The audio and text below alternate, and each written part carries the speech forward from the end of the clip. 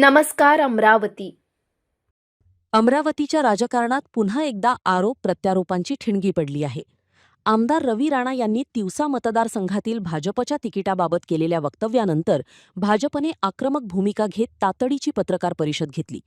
पक्षाच्या तिकीट वाटपाबाबत निर्णय घेण्याचा अधिकार केवळ भाजपच्या वरिष्ठ नेतृत्वालाच असल्याचे स्पष्ट करत भाजपच्या आमदारांनी रवी राणा यांच्या दाव्याचा जोरदार समाचार घेतला. तिवसा मतदारसंघात रविराज देशमुख यांचे तिकीट कापण्यामागे माझी भूमिका होती आणि आगामी निवडणुकीत तिवसा मतदारसंघात बदल निश्चित आहे, असे वक्तव्य आमदार रवी राणा यांनी केले होते. या वक्तव्यानंतर अमरावतीतील भाजप नेते आक्रमक झाले. भाजपचे आमदार राजेश वानखडे, जिल्हाध्यक्ष तथा आमदार प्रताप अडसळ आणि आमदार प्रवीण पोटे पाटील यांनी संयुक्त पत्रकार परिषद घेत रवी राणा यांच्या वक्तव्याचा समाचार घेतला. असं आहे की कोणी काय म्हणेल याला काही अर्थ नाही आहे. जेव्हा आमच्याच भरोशावर तुमची पार्टी चालते आहे, याचा तुम्ही थोडंसं भान ठेवलं पाहिजे. आणि राहता काल जे त्यांनी स्टेटमेंट केलं त्याच्यावर आमचा तिकीट कापण्याचा अधिकार आमचे पार्टीचे नेते, शीर्षस्थ नेते आहेत, देवेंद्रजी आहेत, त्याच्यानंतर बावनकुळे साहेब आहे, प्रदेशाचे अध्यक्ष आहेत आमचे, मोदीजी अमित भाई आहे, मोठे मोठे माणसं आहे. याची आश्रयीतच आपली पार्टी चालू आहे म्हणा. आम्हाला कुठं सांगतो तो. भविष्यात म्हणजे असं आहे की आमच्या पार्टीच्याबद्दल कोणी बोलू नये. आमच्या पार्टीचे तिकीट देणारे ते कोण किंवा आणखी काय, आमच्या पार्टीच्याबद्दल जर बोलत असेल तर आम्ही सर्वजण एकत्र येणारच आहे. आणि पक्षाच्या तिकिटाच्या बाबतीत बाहेरच्या इतर पक्षाचे तर जाऊच द्या, पण पक्षांचे जेही आमचे शीर्षस्थ नेते आहेत त्यांचेही आजपर्यंतचे हेच स्टेटमेंट आहे. मग ते देवेंद्रजी असतील की माननीय मोदीजी असतील किंवा प्रदेशाध्यक्ष कोणीही असो, त्या सगळ्यांनी आजपर्यंतही प्रत्येक वेळी हे सांगितलेलंच आहे की पक्षाची तिकीट ही पार्लमेंटरी बोर्डामध्येच फिक्स होते.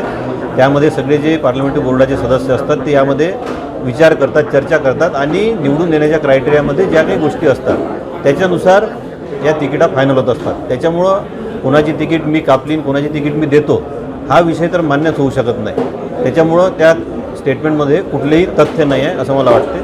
आणि या संदर्भात स्पष्ट व्हावं, जनतेच्या मनामध्ये, आमच्या पक्षाच्या पदाधिकारी कार्यकर्त्यांच्या मनामध्ये काही संभ्रम राहू नये या दृष्टीनंही प्रेस घेण्याचं औचित्य आहे. बाकी राहायला मध्ये विचारलं कोणीतरी तक्रार करणार का वगैरे, तर तक्रार ही पक्षाच्या आपल्या पदाधिकारी आणि कार्यकर्त्यांनी एखादी चुकीची गोष्ट केली तर त्या संदर्भात केल्या जाते.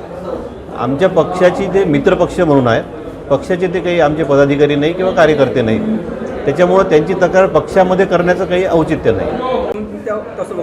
एक लक्षात घ्या की पक्ष श्रेष्ठींकडे तक्रार करणं इतका विषय नाही आहे, हे लक्षात घ्या. हा विषय आमचा स्थानिक लोकांचा आहे आणि इतकं मोठं नाही आहे की त्यात कोणाची तक्रार करणं. मला वाटत नाही या गोष्टी तक्रार करण्यासारखं. हे उद्या काय झालं तुम्हाला सांगतो की आमचे जे कार्यकर्ते पदाधिकारी त्यांना असं नाही वाटलं पाहिजे किंवा काय चाललं, हे आमचे जे नेते आहे ते नेते नाही का हा नेता आहे असं जर संभ्रम तयार नाही झाला पाहिजे म्हणून या दृष्टिकोनातून प्रेस घेतलेली आहे, हे लक्षात घ्या. मग तुम्हाला एक सांगतो की भारतीय जनता पार्टी हा एक तर सगळ्यात मोठा पक्ष आहे आणि याच्यामध्ये आमचं पार्लमेंटरी बोर्ड असतं, त्याच्यामध्ये महाराष्ट्राचे मुख्यमंत्री असेल, प्रदेशाध्यक्ष असेल, इतर मान्यवर जे आमचे नेते आहेत ते असतात आणि ते ठरवतात तिकीट कोणाला द्यायची, कोणाला कापायची. आमचा बाहेरचा कोणताही व्यक्ती असं तिकीट कापणं किंवा तिकीटवर बोलणं हे संयुक्तिक नाही आणि बोलूसुद्धा नाही. सगळ्यात महत्त्वाचं हे लक्षात घ्या. येणाऱ्या काळामध्ये आपल्याला तुम्हाला सांगतो की पार्टी ठरवेल ना काय करायचं. आता प्रवीण पोटेल तिकीट द्यायची आहे, राजू भोले द्यायची आहे, दादाला तिकीट द्यायची आहे, पार्टी ठरवेल. बाहेरचा व्यक्ती कोणी ठरू शकत नाही. आणि याच्या आधीसुद्धा कोणी जर दावा करत असेल तर मी याला तिकीट दिली, मी त्याची तिकीट कापले, हाही दावा कुठं आहे. याच्यामध्ये बिलकुल भरोसा ठेवण्यासारखं नाही आहे. हा भ्रम तयार केला जातो. हा भ्रम तयार करून आमच्या भोल्या बाबड्या जे आमचे कार्यकर्ते असतात त्यांना तो संभ्रमित केला जातो आणि त्यांच्यावरती कुठेतरी एक दबाव प्रेशर करून तो संभ्रम तयार करण्याचा प्रयत्न असतो, दुसरं काही नाही आहे. कारण भारतीय जनता पार्टी मुळात मोठी पार्टी आहे, ती काही कोणाच्या आंधळीनं पाणी देऊन पार्टी चालत नाही आमची. आणि आता इतिहास आहे ना, इतिहास आहे. तुम्हाला सांगतो की भारतीय जनता पार्टी घरच्या शिदोऱ्या आणून ही पार्टी मोठी केलेली पार्टी आहे. त्यामुळं तुम्हाला सांगतो की ही पार्टी कोणाच्या बोलण्यानं चालत नाही. याच्यामध्ये आमचे नेते, वरिष्ठ नेते आहेत, पार्लमेंटरी बोर्ड आहे, त्यानुसार सगळ्या गोष्टी चालतात.